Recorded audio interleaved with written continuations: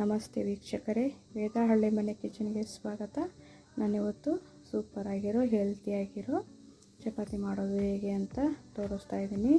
ತುಂಬ soft and ಸ್ಮೂತಾಗಿ ಬಂದಿದೆ ಈ ಚಪಾತಿ ಕಲರ್ಫುಲ್ಲಾಗೂ ಸಹ ಕಾಣ್ತಾ ಇದೆ. ಇವಾಗ ನಾನಿಲ್ಲಿ 3 ಆಲೂಗಡ್ಡೆನ ತೊಗೊಂಡಿದ್ದೀನಿ. ಇಲ್ಲಿ 2 ಆಲೂಗಡ್ಡೆ ಮಾತ್ರ ನಾನು ತೊಗೊಳ್ಳೋದು. ನಾನು 5 ಮೆಂಬರ್ಸಿಗೆ ಮಾತ್ರ ಮಾಡ್ತಾ ಇರೋದು. ನೀವು ಮನೆಯಲ್ಲಿ ಎಷ್ಟು ಜನ ಇದ್ದೀರ ನೋಡಿ ಆಲೂಗಡ್ಡೆನ ತೊಗೋಬೇಕಾಗುತ್ತೆ. ಇಲ್ಲಿ 1 ಹಿಡಿ ಪಾಲಕ್ ಸೊಪ್ಪನ್ನ ಚೆನ್ನಾಗಿ ತೊಳೆದು ತೊಗೊಂಡಿದ್ದೀನಿ. ಇದನ್ನು ಸ್ವಲ್ಪ ಬೇಯಿಸ್ಕೊಬಿಟ್ಟು ಪೇಸ್ಟ್ ಮಾಡ್ಕೋಬೇಕಾಗುತ್ತೆ. ಯಾವುದೇ ಕಾರಣಕ್ಕೂ ಹಸಿ ಪೇಸ್ಟ್ನ ಹಾಕಬೇಡಿ. ಇವಾಗ ನಾನು ನೋಡಿ ಪೇಸ್ಟ್ ಮಾಡ್ಕೊಂಡಿದ್ದೀನಿ. ಸೊಪ್ಪು ಮತ್ತು ಆಲೂಗಡ್ಡೆನ ಸಣ್ಣದಾಗಿ ಕಟ್ ಮಾಡಿ ಬೇಯಿಸಿ ತೊಗೊಂಡಿದ್ದೀನಿ. ಸಿಪ್ಪೆ ಸಹ ತೊಗೊಂಡು ರೆಡಿ ಮಾಡ್ಕೊಂಡಿದ್ದೀನಿ. ಇವಾಗ ಒಂದು ಬೇಷನ್ ತೊಗೊಂಡು ಅದಕ್ಕೆ ಸಿಪ್ಪೆ ತೆಗೆದಿರೋ ಆಲೂಗಡ್ಡೆನ ಹಾಕ್ಕೊಂಡು ಕೈಯಿಂದ ಚೆನ್ನಾಗಿ ಈ ಥರ ಕಿವುಚಬೇಕಾಗುತ್ತೆ. ಈ ಥರ ಕಿವುಚಿ ಸಾಫ್ಟಾಗಿ ಇದನ್ನು ಪೇಸ್ಟ್ ಮಾಡ್ಕೋಬೇಕಾಗುತ್ತೆ. ಎಲ್ಲೂ ಆಲೂಗಡ್ಡೆ ಪೀಸು ಹುಡ್ಕೋಬಾರ್ದು. ಆ ಥರ ನೈಸಾಗಿ ಇದನ್ನು ಪೇಸ್ಟ್ ಮಾಡ್ಕೋಬೇಕಾಗುತ್ತೆ. ಇವಾಗ ನಾನು ಪಾಲಕ್ ಸೊಪ್ಪನ್ನ ಪೇಸ್ಟ್ ಮಾಡ್ಕೊಂಡಿರೋದನ್ನು ಹಾಕ್ಕೊತಾ ಇದ್ದೀನಿ.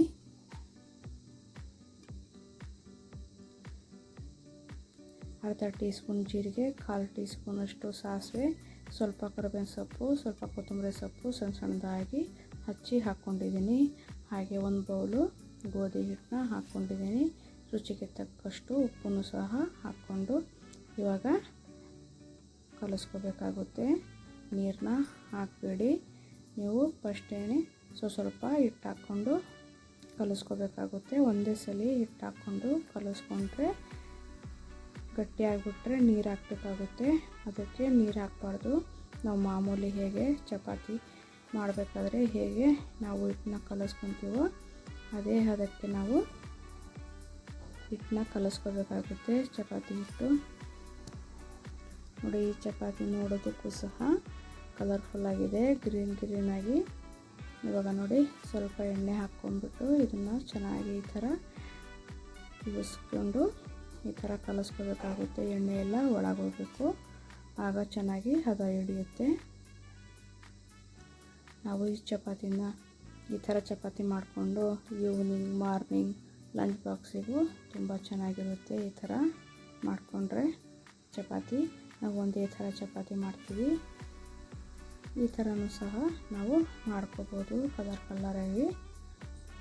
ಇವಾಗ ಇದು ರೆಡಿಯಾಗಿದೆ. ನಾನು ಇವಾಗ ಒಂದು ಬೌಲಲ್ಲಿ ಹಾಕ್ಕೊಬಿಟ್ಟು ಒಂದು 10ರಿಂದ 15 ನಿಮಿಷ ನೆನೆಯೋದಕ್ಕೆ ಬಿಡ್ತೀನಿ. ಅಂದರೆ ಚೆನ್ನಾಗಿ ಹದ ಹಿಡಿದ್ರೆ ಚಪಾತಿ ಸಾಫ್ಟಾಗಿ ಮೃದುವಾಗಿ ಬರುತ್ತೆ. ಇವಾಗ ನೋಡಿ ರೆಡಿಯಾಗಿದೆ.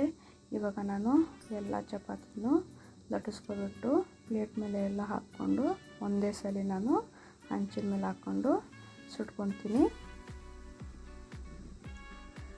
ನೋಡಿ ಈ ಥರ ಎಲ್ಲ ಚಪಾತಿನೂ ನಾನು ಲಟ್ಟಿಸ್ಕೊತೀನಿ. ಯಾರೆಲ್ಲ ನನ್ನ ವೀಡಿಯೋಸ್ ನೋಡ್ತಾ ಇದ್ದೀರಾ ಪ್ಲೀಸ್ ಲೈಕ್ ಆ್ಯಂಡ್ ಸಬ್ಸ್ಕ್ರೈಬ್ ಮಾಡಿ. ಹಾಗೆ ನನ್ನ ಚಾನಲ್ನ ಸಪೋರ್ಟ್ ಮಾಡಿ. ನೀವು ಸಹ ಮನೆಯಲ್ಲಿ ಈ ಥರ ರೆಸಿಪಿನ ಟ್ರೈ ಮಾಡಿ ಹೇಗೆ ಬಂತು ಅಂತ ಕಮೆಂಟ್ ಮಾಡಿ.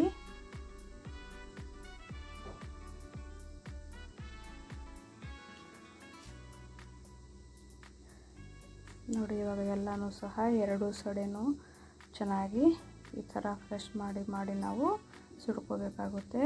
ಇವಾಗ ಎಲ್ಲನೂ ನಾನು ಮಾಡ್ಕೊಂಡಿದ್ದೀನಿ. ನೋಡಿ ಇವಾಗ ಎಲ್ಲ ಚಪಾತಿ ಮಾಡ್ಕೊಂಡಿದ್ದೀನಿ. ಈ ರೆಸಿಪಿ ನಿಮಗೆ ಇಷ್ಟ ಆದರೆ ಹೇಗೆ ಬಂತು ಅಂತ ಕಮೆಂಟ್ ಮಾಡಿ. ನೀವು ಸಹ ಮನೆಯಲ್ಲಿ ಟ್ರೈ ಮಾಡಿ. ಕಮೆಂಟ್ ಮಾಡೋದನ್ನು ಮಾತ್ರ ಮರಿಬೇಡಿ. ನೋಡಿ ಹೆಲ್ತಿಯಾಗಿರೋ ಚಪಾತಿ ರೆಡಿ. Thank you.